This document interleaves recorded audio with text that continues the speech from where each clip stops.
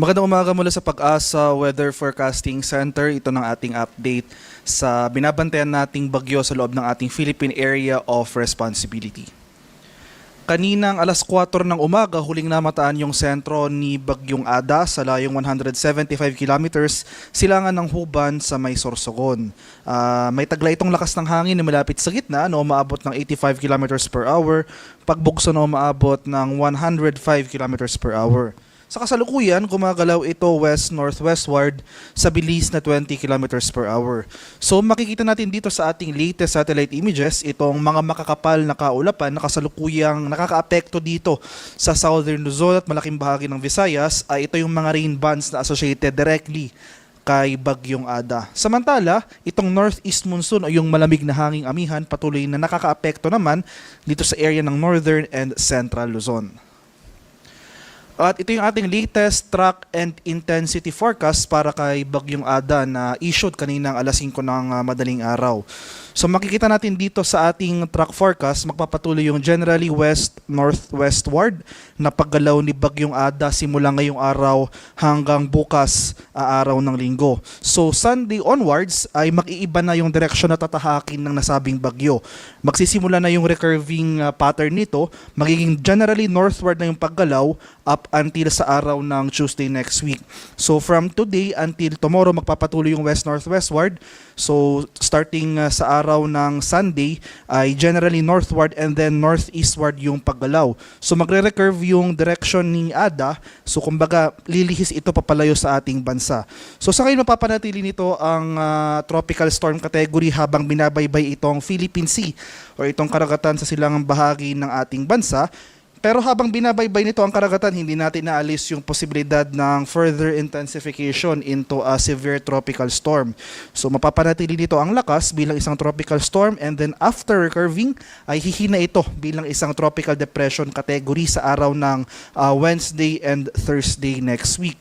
So for now, inaasahan pa rin natin na ngayong hapon hanggang bukas ng gabi ang close approach o yung bahagyang paglapit ng sentro ni Bagyong Ada dito sa area ng Catanduanes. Pero kung magkaroon man tayo ng significant changes sa ating track, for example, yung further westward shift ng ating track, ay hindi natin inaalis yung posibilidad ng landfall o yung direktang pagtama ng sentro ni Bagyong Ada anywhere along Bicol region.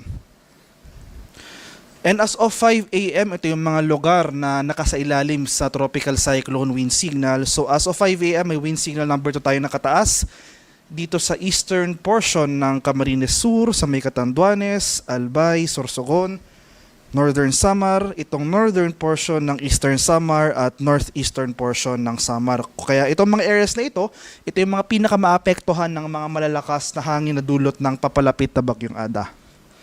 Samantala, signal number 1 naman ang nakataas dito sa eastern portion ng Quezon kabilang ang Polillo Islands sa may Marinduque, dito sa area ng Camarines Norte, nalalabing bahagi ng Camarines Sur at Masbate kabilang ang Ticao at Burias Islands. May signal number 1 tayo nakataas dito sa nalalabing bahagi ng Eastern Samar, nalalabing bahagi ng Samar sa may Biliran, Leyte, Southern Leyte, itong northern portion ng Cebu, kabilang ang Camotes at Bantayan Islands, pati na rin dito sa Dinagat Islands. Kaya sa mga nabanggit ko pang lugar, especially itong mga areas under wind signal number 2, patuloy po tayong maghanda sa mga malalakas na bugso ng hangin na dulot ng papalapit na Bagyong Ada. Asahan natin, possible may mga damages tayo sa ating mga infrastructure, especially yung mga bahay at mga gusali na gawa sa light materials.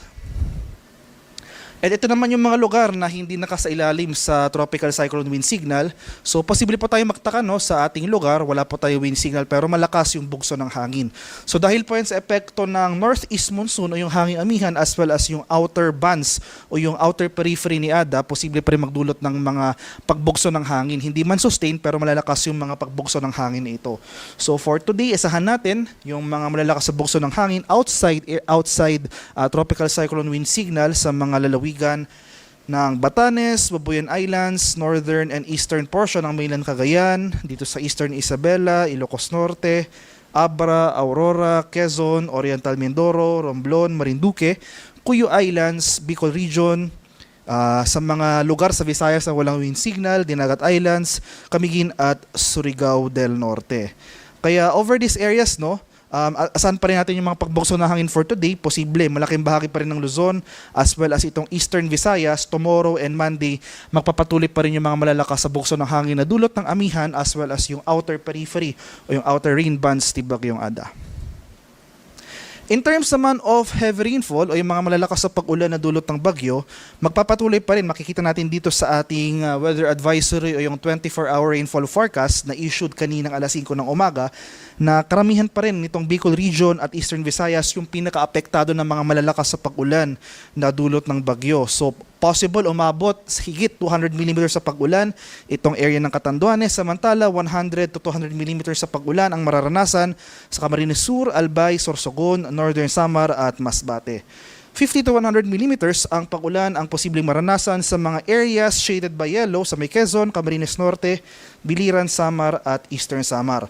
Kaya malaking bahagi pa rin ng Bicol Region at Eastern Visayas as well as itong portions ng Quezon Province.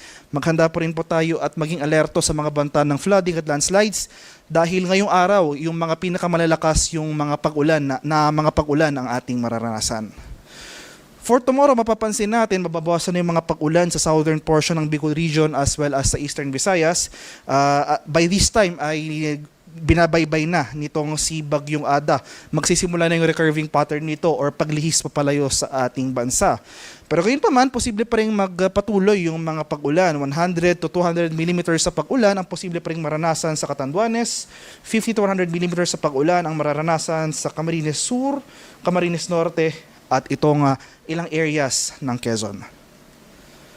Sa ating namang sea condition na kalagayan ng ating karagatan as of 5 a.m. may nakataas pa rin tayong gale warning sa area or sa mga ilang bayan ng Camarines Norte, northern coast ng Camarines Sur, northern and eastern coasts ng Catanduanes, eastern coast ng Albay, eastern coast ng Sorsogon, at itong northern and eastern coasts ng Northern Samar. Kaya sa ating mga kababayang mangingisda, at may mga maliliit na sasakyang pandagat over these areas, huwag po muna tayong pamalaot dahil makakaranas pa rin tayo ng maalong karagatan na dulot ng papalapit na Bagyong Ada.